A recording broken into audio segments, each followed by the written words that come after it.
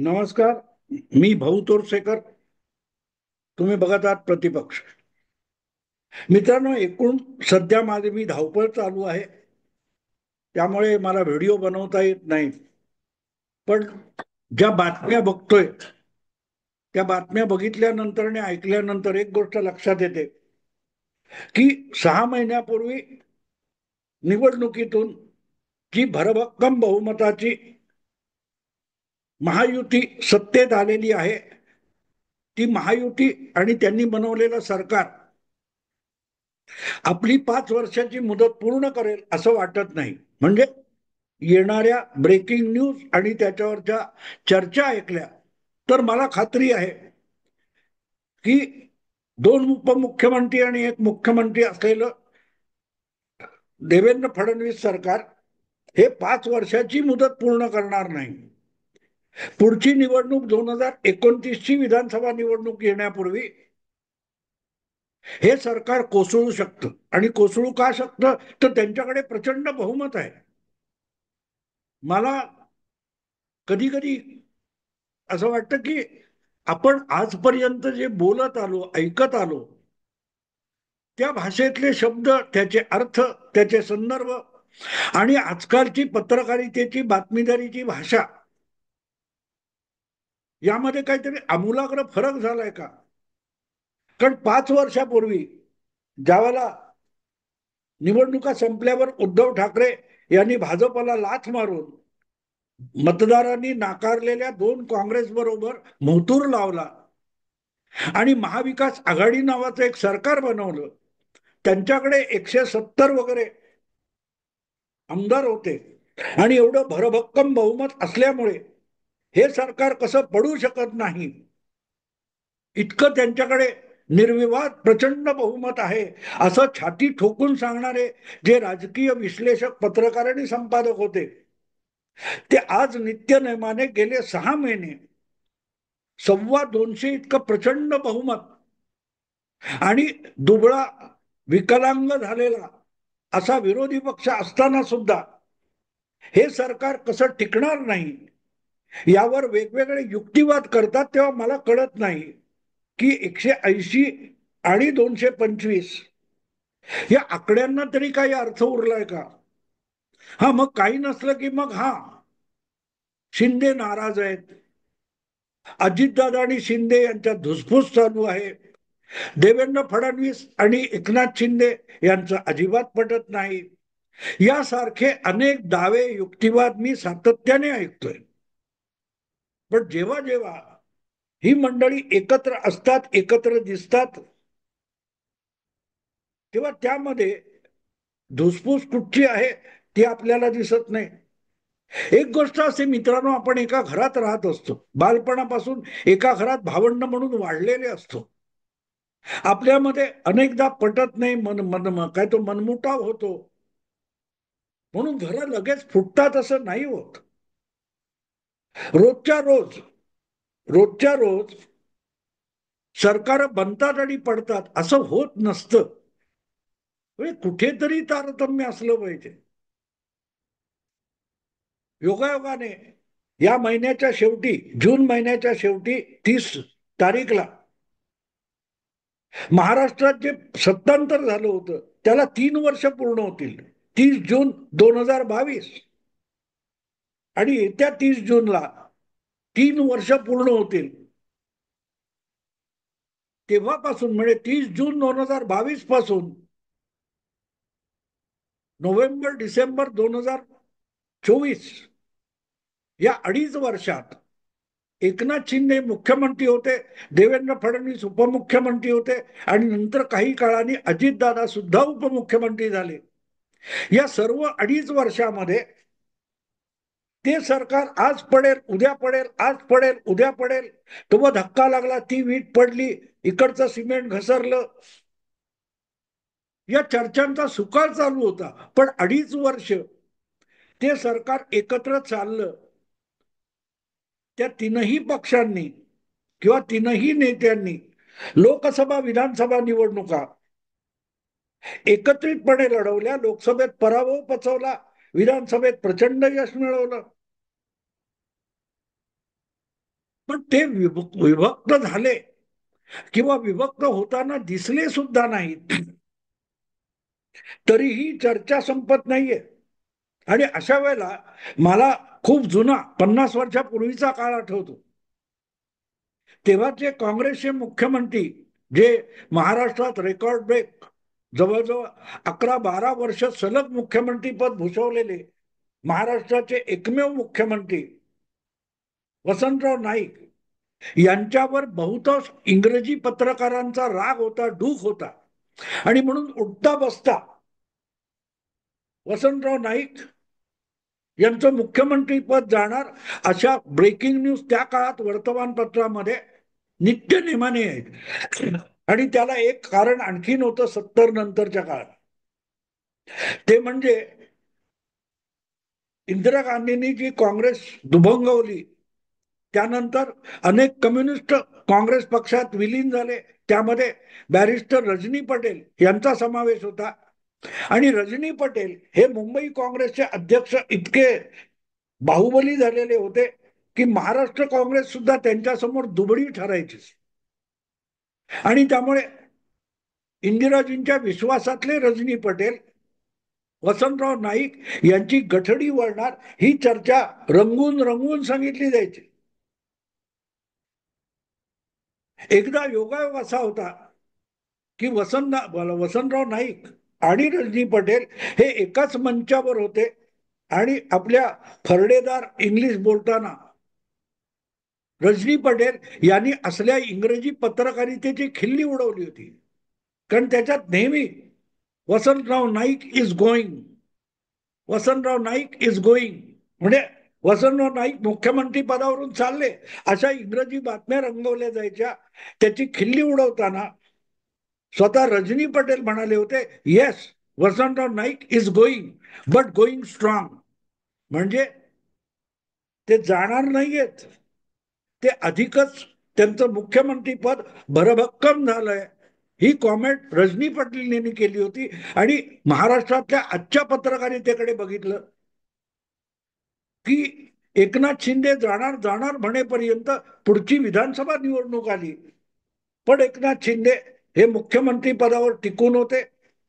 आणि आता देवेंद्र फडणवीस मुख्यमंत्री होऊन 6 महिन्याचा कालावधी झालाय आणि ते सरकार कसं पडणार याच्या चर्चा अखंड रंगत असताना Devendra Fadnavis is going strong. आणि म्हणून मला असं वाटतं की आजच्या पत्रकारी भाषेमध्ये एखादी गोष्ट भरभक्कम होते, एखादी संघटना पार्टी किंवा सरकार भरभक्कम होतं, याचा अर्थच ते दुबळं झालेलं आहे असा अर्थ काढायचा असो. एखादा माणूस सुदृढ आहे असं जर मराठी बातम्यांमध्ये आलं तर आपण डोळे दाखवून समजावं की हा सुदृढ म्हणजे हा गंभीररित्या आजारी आहे. कारण मराठी पत्रकारिता आता अशा थराला गेलेली आहे की एक दीर्घायुषी झाला असं म्हणाले की समजायचं हा कोवळ्या वयात मेलेला माणूस असावा, कारण मराठी पत्रकार याला दीर्घायुषी म्हणताय. म्हणजे इतका सरसकट खोडेपणा चालू आहे. आणि जर तो गंभीरपणे मनावर घ्यायचा, विचारात घ्यायचा असेल तर मला असं वाटतं की देवेंद्र फडणवीस आणि अजितदादा एकनाथ शिंदे यांचं सरकार हे लवकरच मोडीत निघणार आहे. फक्त तो लवकरच नावाचा दिवस कधी उजाडणार तर तो कदाचित 2029 सालाच्या ऑक्टोबर-नोव्हेंबर महिन्यात उजाडेल. कारण तेव्हा या विधानसभेची मुदत संपेल आणि नवी निवडणूक होईल. हे सगळं जेव्हा म्हणता तेव्हा एक गोष्ट विसरायची नसते की आजचं राजकारण हे विचारधारेचं नाहीये, आयडिओलॉजिकल नाहीये, हे सत्तेचं राजकारण आहे. आणि ज्या वेळेला सत्तेचं राजकारण सगळ्यांनाच हवंय तेव्हा विरोधी पक्षात बसायला कोणाची तयारी नाहीये. अगदी सुप्रियाताई असतील, शरद पवार असतील, उठसूट विचारधारा विचारधारा बोलतात, पण विकासासाठी सत्तेची गरज असते असं म्हणून शरद पवार सुद्धा आपल्या पक्षात जे काही 10 आमदार उरलेत आणि 8 खासदार उरलेत त्यांना सुद्धा जायचं तर तुमचा निर्णय तुम्ही घ्या म्हणून सांगून मोकळे होतात. तेव्हा एक गोष्ट साफ होते की सत्तेचं राजकारण याचा अर्थ सत्तेत जाऊन बसणं, सत्तेत वाटेकरी होणं, विचारधारा वगैरे गुंडाळून ठेवणं. आणि म्हणून मग प्रश्न असा येतो की जर विरोधी पक्षात बसायला कुठलाच पक्ष तयार नसेल, तर मग विचारधारेसाठी संघर्ष ही कल्पनाच भ्रामक होऊन जाते, भ्रामक होऊन जाते. 70 वर्ष 75 वर्षाच्या भारतीय राजकारणामध्ये अनेक नेते विरोधी पक्षाचेच राहून पुन्हा पुन्हा निवडून येत राहिले आणि आपल्या भूमिका घेऊन लढत राहिले. त्यांना सत्तेची ऊब नको होती, त्यांना विकासाची गरज वाटत नव्हती. काय होतं प्रकरण? गणपतराव देशमुख 1957 पासून सलग निवडणुका लढवत राहिले. शरद पवार आमदार होण्याच्या 10 वर्ष आधी गणपतराव देशमुख सांगोल्याचे मला वाटतं विधानसभा निवडून आले होते.